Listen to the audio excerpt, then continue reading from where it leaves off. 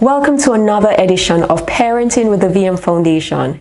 I'm your host, Nikita West. With me in this edition is Ms. Casey Carr, Chief Executive Officer of the National Parenting Support Commission. And today we'll be speaking about preparations for back to school amidst COVID-19. Stay with me for this very important discussion.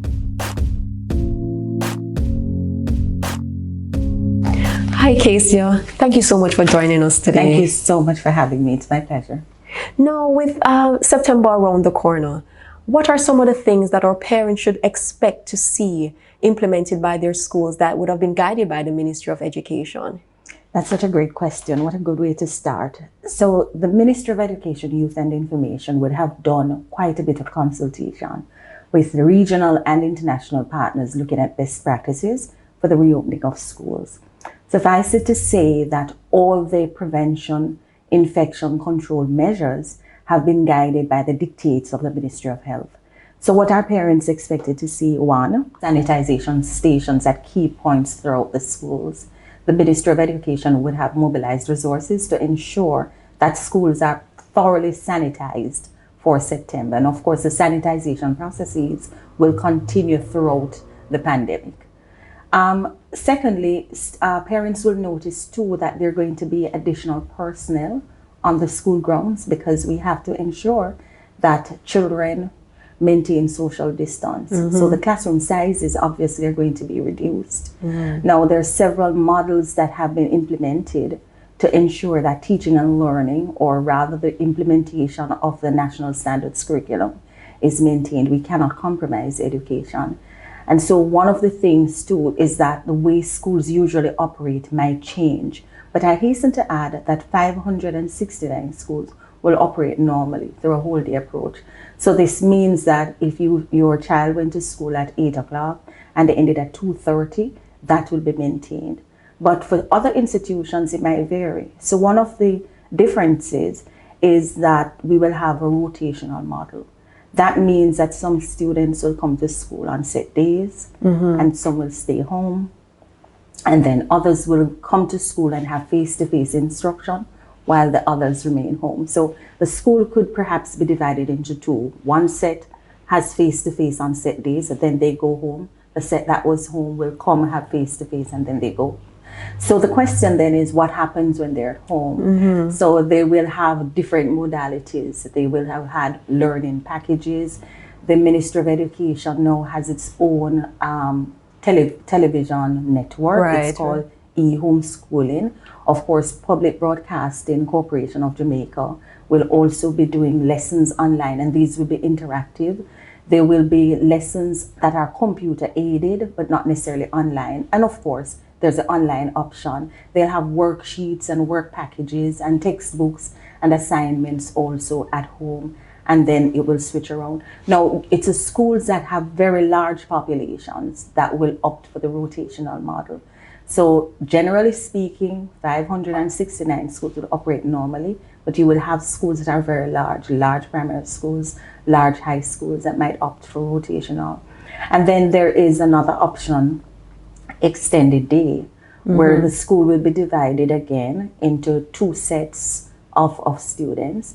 And it's staggered in a way that some students will come to school 2 hours earlier and some 2 hours later. But at some point, all students will be on the plant at the same time.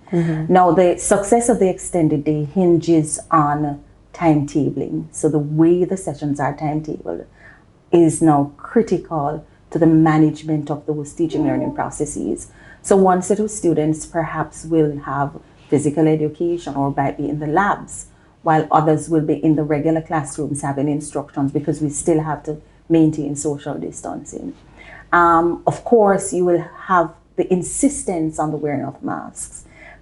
So the schools, the classrooms, students will be placed 3 feet or 6 feet apart. And of course, the mask is mandatory. So that has to happen. We encourage parents to ensure that they're also supplying their children with hand sanitizers as well, and ensuring that they too, even now, are modeling what children are supposed to do. There's also the option of homeschooling.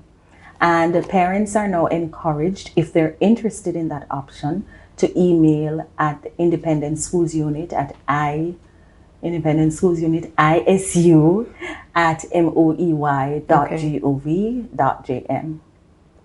And somebody will be in touch with parents after they have sent that email to work out what homeschooling will look like. I want to just say too that the homeschooling option is not a new phenomenon. It is something that has been in the system for a long time, and it's actually in the Education Act, and we have a very sophisticated and successful homeschool structure in Jamaica. So persons don't have to feel as if the learning processes will be compromised if that's the option they have. For sixth form, there's still the option, and also persons who are accessing higher education, there's an option of full online. Okay. But that's limited to sixth formers and those persons in other tertiary institutions. Okay. That sounds quite compact. Yes, so it depends on each school. Each school will take their different, what's the most appropriate option for them. So we should expect to see additional wash stations or hand sanitizers, signs that will say how far you should really stand, and then the desk and chairs will be, maintained at the 3 to 6 feet distances. What are some of the plans that the Ministry of Education has implemented to assist our schools with reopening? The Ministry of Education, Youth and Information would have provided grants for school, as is typical for the reopening of schools. Additional furniture would have been procured, books would have been bought, and of course additional personnel would have been in place to ensure that the social distancing protocols are maintained. Now that we have students will be placed 3 to 6 feet apart, clearly we have to have more human resource in place to manage those settings. In addition to that, tents would have been procured as well, and also maybe church halls to ensure that the schools, especially those that will opt for the rotational model, will have additional spaces so students can maintain the social distancing. With all of some of those additional resources, by the last school term, the end of the last school term, we were virtually attending school. Now, is there any concern does the Ministry of Education, the ministry may have regarding the readiness for students to transition to the next grade level? We're always concerned about the attainment levels of our children, but we're also very responsive. And so the Ministry of Education will be doing tests, pre-tests, to see exactly where the learning gaps are. And this is not unique to COVID-19. This is something that was always done anyhow, where students would have had to do a pre-assessment to just see what needs to be done. Generally speaking, during summer, children regress. That's what my experience has been, because you go in downtime and some children literally forget some of the things they would have and learned. even though when we didn't have summer school really. Absolutely. Yes. So, and we're also very conscious that not all our students accessed online because the infrastructure was just not there. So the ministry, being as responsive as it is, will ensure that those learning gaps are first identified, and the curriculum will be adjusted to accommodate those students. So in other words, if we have to go back and reteach, we have to go back a few steps, teachers are very equipped and ready to do so. I also want to highlight that the Ministry of Education and Jamaica Teaching Council has been preparing teachers for online teaching learning processes. So training has been done with teachers right across the board to ensure that they're very equipped to teach online as a part of the options for schooling for September. Right, because I know it can be difficult to transition from chalk and talk to online, where it's a different level of interaction and engagement, especially for our younger kids. And I just hope that our teachers would have been employing more modern methodologies as opposed to just chalk and talk. So I know that teaching and learning methodologies generally have certainly improved, and our teachers have been really well trained, and of course they consistently engage in capacity building exercises to ensure that they're improving their skill sets and their capacities just to respond to the evolving classroom.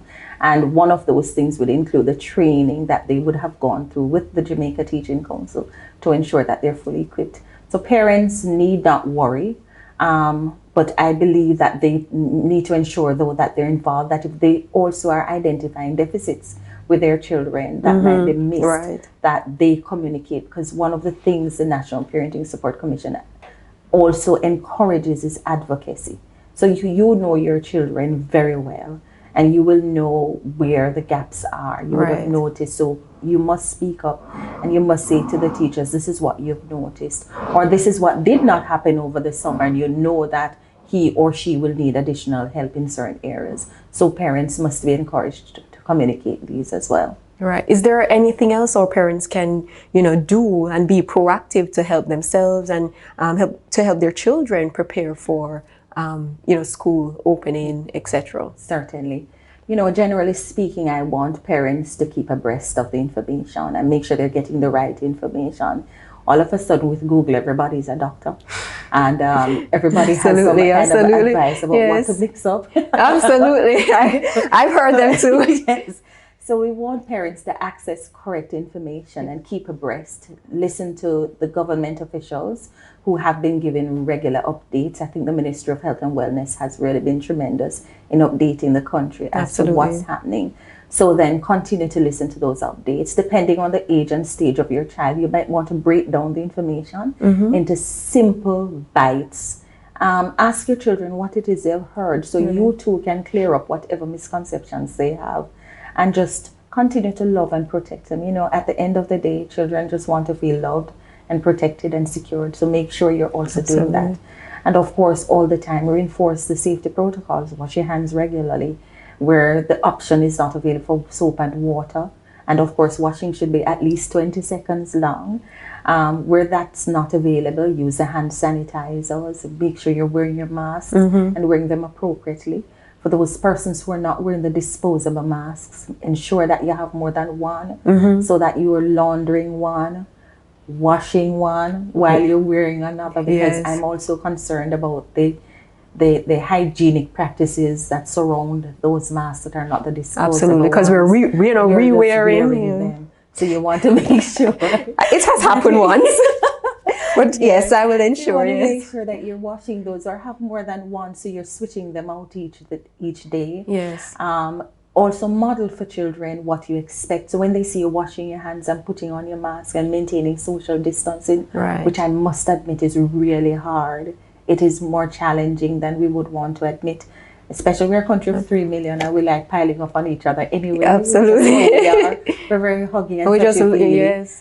But it's very important at this time just to reiterate that you must maintain social distancing. You must keep apart just to maintain healthy. And just let them know that the Ministry of Education has been putting in all the guidelines in place.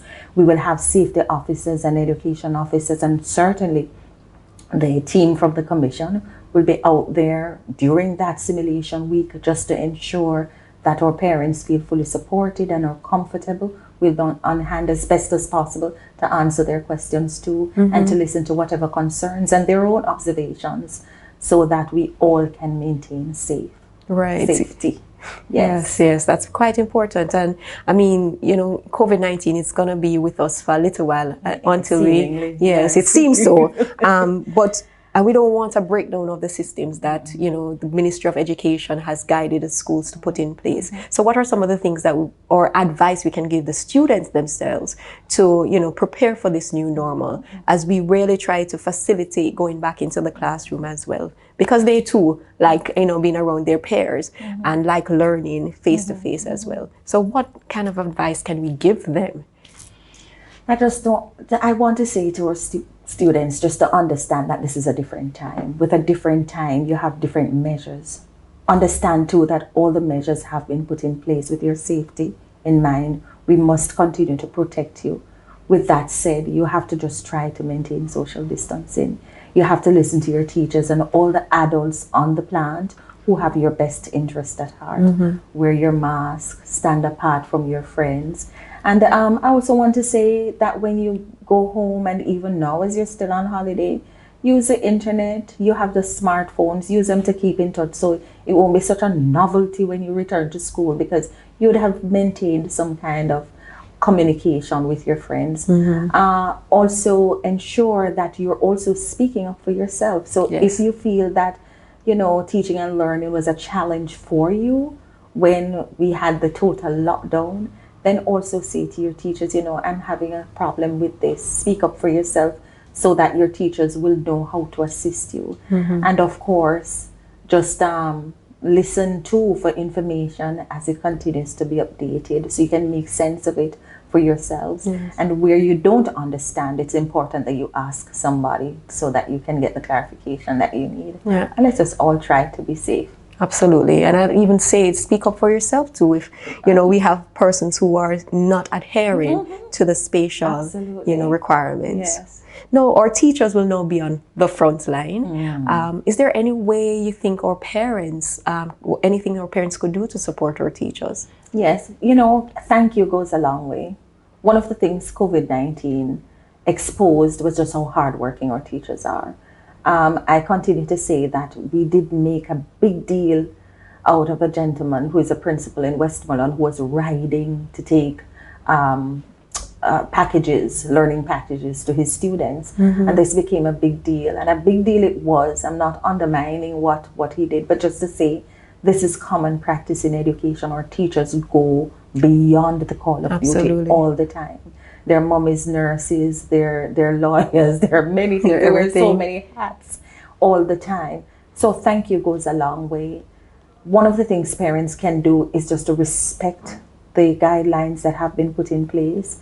You know, our children are always looking on us and looking to see how we respond and adhere to situations. And sometimes it's not what we say, but always what we do that will impact our children. So as they're looking at us, make sure you two are observing the safety guidelines that have been instituted in the different schools. Make sure you're observing those. Also, tell the teachers how appreciative you are of them. Say thank you and let them know. Ask them to, is there any assistance? How can I help? How can I make sure that my involvement counts? What should I be doing at home if my child has to be at home on certain days? What are the expectations of me? You know, make sure you are fully involved in that process, because we like when parents are involved. Speaking as someone who was in the classroom for many years, my favorite students, if I ever had a favorite student, were certainly those whose parents were fully involved. And, you know, and even those who were not involved, the encouragement continues. It's very important that absolutely. And just, I think too, I would like to add, based on what you just said, you know, just acknowledging that it's also difficult for them to make this transition. And I saw it myself with my daughter's teachers and how they had to do some unique things and manage the classroom differently. It was an interesting transition that I think I saw personally that was managed really well.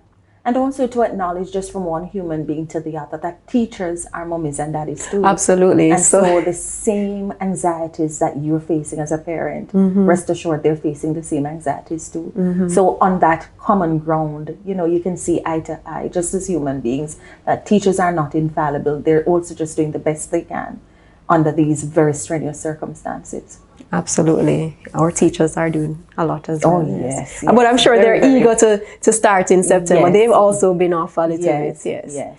And finally, are there any thoughts that you'd like to leave with us as we prepare for school reopening in September? Yes, certainly. So VM Foundation, you would know obviously, is a strong partner of ours. Together we launched 36 helplines. I want to encourage parents to call the helplines. They're still up and running. Make sure that whatever concerns you have, you can get those out the way, and we'll continue to offer support. The helpline responders are persons who've been trained in psychosocial first aid, courtesy of Fight for Peace. And they're fully equipped to handle whatever situations, whatever concerns you have. So make sure you're calling the helplines. And also to say to everyone that we really are in this thing together. It almost sounds cliche now, but that's what it is. What you do impacts somebody else. That's how the virus is spread. So absolutely, remember, we can't be selfish. Yes. When we're wearing our masks, we're not just maintaining our own safety, but we're maintaining the safety of those around us who we love and care for. And one of the things I have come to realize is the importance right now of community and community values. When we have shared values, it's so important at this time, because then the management of COVID becomes easier because the value systems are aligned. So everyone, let us just remember that we're all in it together, and we must all just think and care about each other. Safety is important at this time. The safety of our children paramount. Yes, yes. Thank you so much, Casey. What a wonderful discussion we've been having, and it's really, I'm really happy to hear some of the things that the Ministry of Education has put in place for our schools, and I pray that our schools will implement same, so that we will be ready for September. Right. So the Ministry of Education's responsibility is to ensure that all the safety measures are implemented, and we'll be out there certainly to ensure there's full compliance. Thank you so much for having me. It's been great. Thank you. Thank you for joining us for another edition of Parenting with the VM Foundation. Parents, if you need further assistance, the COVID-19 Parenting Support Helpline is available. We have partnered with the National Parenting Support Commission, UNICEF, and Fight for Peace International to make this service available to you. Just click on the link available in this post to access the numbers. I'm Nikita West. Stay safe and happy parenting.